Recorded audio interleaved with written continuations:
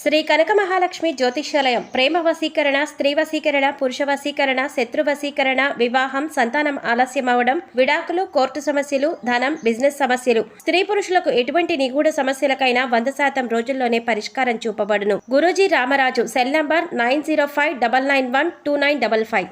ఓం శ్రీ మాత్రే నమః.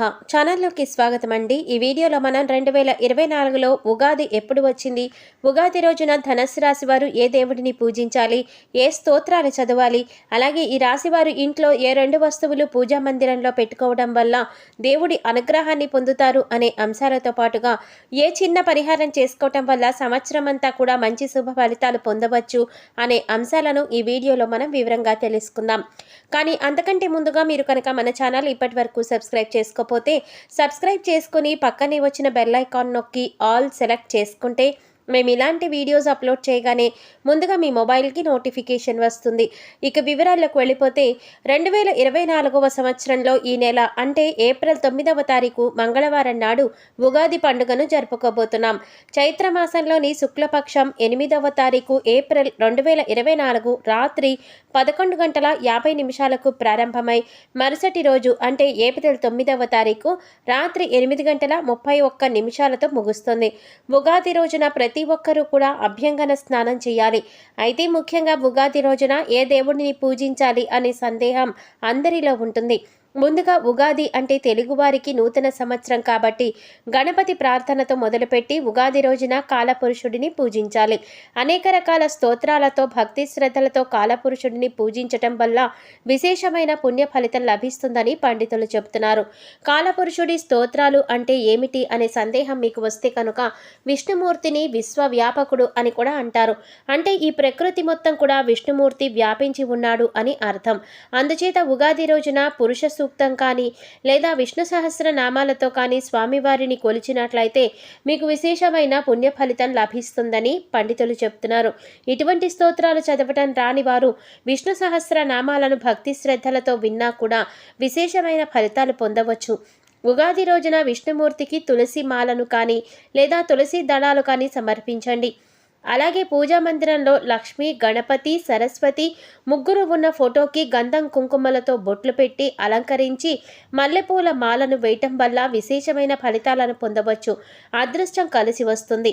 ధనానికి సంబంధించిన సమస్యలు కూడా తొలగిపోతాయి. ముఖ్యంగా ఉగాది రోజున దాహంతో ఉన్నవారికి మంచినీరు అందించటం వల్ల మీకు పితృదోషాలు, శాపాలు తొలగిపోతాయి. వంశం వృద్ధిలోకి వస్తుందని పండితులు చెప్తున్నారు.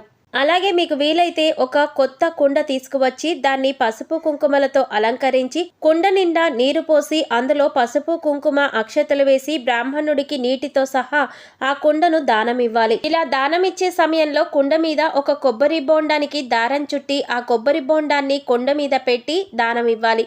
ఈ చిన్న పరిహారం ఉగాది రోజున చేసుకోవటం వల్ల మీ మనసులో ఉన్న కోరికలు త్వరగా నెరవేరుతాయి. అలాగే జాతక దోషాలు తొలగించుకోవటానికి గొడుగును కానీ చెప్పులు కానీ దానం ఇవ్వాలి. ఇలా చేయటం వల్ల సంవత్సరం అంతా కూడా అదృష్టం కలిసి వస్తుంది. అలాగే ఉగాది రోజున కొత్త పంచాంగం శ్రవణం చేయాలి. అంటే పంచాంగాన్ని వినాలి. ఇలా చేయటం వలన గోవును దానం చేసినంత పుణ్య ఫలితం లభిస్తుంది. అలాగే ఉగాది రోజున మీ పూజా మందిరంలో మీ ఇష్ట దైవానికి కానీ లేదా ఏ దైవానికైనా సరే దవనంతో పూజ చేసినట్లయితే మీ మనసులో ఉన్న కోరిక త్వరగా నెరవేరుతుంది. జీవితంలో అభ్యున్నతిని కూడా పొందుతారు. అలాగే షడ్రుచుల సమ్మేళనం అయినటువంటి ఉగాది పచ్చడిని ఉగాది రోజున తినడం ద్వారా శుభ ఫలితాలను పొందుతారని పండితులు చెబుతున్నారు. ఇంట్లో ఉండే దేవాలయం పూజ గది. మనసును దేవుడిపైన లగ్నం చేసుకుంటే మనసును ప్రశాంతంగా ఉంచుకునేందుకు దేవుడిని పూజ చేసుకునేందుకు ఏర్పాటు చేసుకునేదే పూజ గది. పూజ గదిని ఇంట్లో అన్ని గదుల్లోకెల్లా పవిత్రంగా భావిస్తారు, పవిత్రంగా ఉంచుకుంటారు. ఉగాది లోపు కానీ ఉగాది రోజు కానీ పూజ గదిలో ఈ 2 వస్తువులను తెచ్చి పెట్టుకుంటే శివుని అనుగ్రహంతో సకల ఐశ్వర్యాలు సిద్ధిస్తాయని మన పెద్దలు చెప్తున్నారు. ఆ వస్తువుల్లో మొదటి వస్తువు గోవు బొమ్మ. ఆవు దూడ బొమ్మ ఉంటే ఇంకా మంచిది. ఉగాది లోపు కానీ లేదా ఉగాది రోజు కానీ గోవు బొమ్మను తెచ్చి పూజ గదిలో పెట్టుకుంటే సకల ఐశ్వర్యాలు సిద్ధిస్తాయని పండితులు చెప్తున్నారు. గోవు అంటే లక్ష్మీ స్వరూపం. గోవులో సకల దేవతలు కొలువై ఉంటారు. గోవును మన సాంప్రదాయంలో ఒక తల్లిగా కొలుస్తూ ఉంటాము. అందుకే గోవును గోమాత అని పిలుస్తారు. గోవులో ముక్కోటి దేవతలు కొలువై ఉంటారని మన శాస్త్రంలో చెప్పబడి ఉంది. గోవు బొమ్మను పూజ గదిలో పెడితే చాలు రకరకాలుగా మనకు మంచి జరుగుతుంది. కనుకనే ఉగాది లోపు లేదా ఉగాది రోజు ఒక గోవు బొమ్మను తెచ్చి పూజ గదిలో పెట్టుకోండి. ఇలా పెడితే సకల దేవతల యొక్క అనుగ్రహం లభిస్తుంది. కష్టాలు బాధలు అన్నీ తొలగిపోతాయి. తరతరాలకు తరగని ఐశ్వర్యం వస్తుంది. చాలా రకాలుగా మంచి జరుగుతుందని పెద్దలు చెప్తున్నారు. ఇక పూజ గదిలో ఉగాది లోపు కానీ ఉగాది రోజున కానీ పెట్టుకోవలసిన మరొక వస్తువు చెక్కతో చేసిన మజ్జిగ కవ్వం. పూజ గదిలో ఒక చెక్క మజ్జిగ కవ్వాన్ని పెట్టినట్లయితే సకల శుభాలు చేకూరుతాయని పండితులు చెప్తున్నారు. తిరుగులేని రాజయోగం పడుతుంది. లక్ష్మీదేవి అనుగ్రహం సిద్ధిస్తుంది. ఎందుకంటే మజ్జిగ కవ్వం అంటే లక్ష్మీదేవి స్వరూపం. మజ్జిగ కవ్వాన్ని మజ్జిగ చిలకడానికి వాడతారు. ఈ రోజుల్లో మజ్జిగ కవ్వాన్ని ఎవ్వరూ కూడా పెద్దగా ఉపయోగించట్లేదు. కానీ మన పూర్వీకులు దానిని బాగా వాడేవారు. మజ్జిగ కవ్వం ఎవరి ఇంట్లో ఉంటే వారి ఇంట్లో లక్ష్మీదేవి నివాసం ఉంటుంది. ఒక మంచి చెక్క మజ్జిగ కవ్వాని ఉగాది రోజు పూజ గదిలో పెట్టుకుంటే లక్ష్మీదేవి అనుగ్రహంతో పట్టిందల్లా బంగారం అవుతుంది. కనుక అందరూ కూడా ఉగాదికి ఒక మజ్జిగ కవ్వాన్ని తెచ్చి పూజ గదిలో పెట్టండి. ఆ కవ్వాన్ని ప్రతిరోజు తీసి మజ్జిగ చేయటానికి ఉపయోగించి మళ్ళీ శుభ్రపరిచి దాన్ని దేవుడి మందిరంలో ఉంచండి. ఇలా చేయటం వల్ల లక్ష్మీ కటాక్షం కలుగుతుంది. చక్కని ఆరోగ్యం ఐశ్వర్యం సిద్ధిస్తాయి.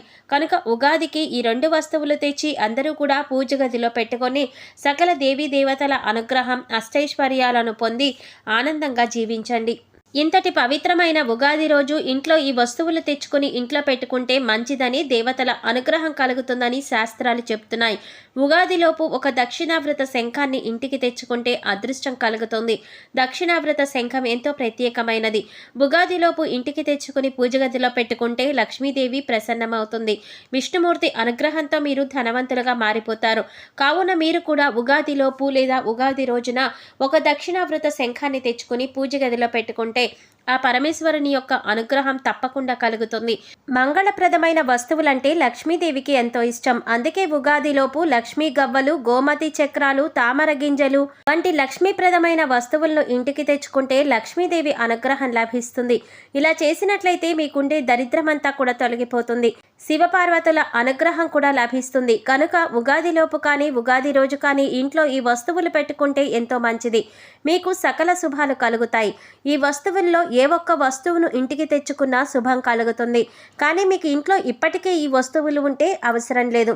ఈ వస్తువులు ఇప్పటి వరకు ఇంట్లో లేని వారు ఉగాది లోపు కానీ ఉగాది రోజు కానీ ఇంటికి తెచ్చుకోండి. ఇలా తెచ్చుకుంటే సకల శుభాలు కలుగుతాయి. అయితే ఉగాది రోజున ధనుస్సు రాశి వారు ఏ పరిహారం చేస్తే వారి జీవితంలో కష్ట నష్టాలు తొలగిపోతాయో తెలుసుకుందాం.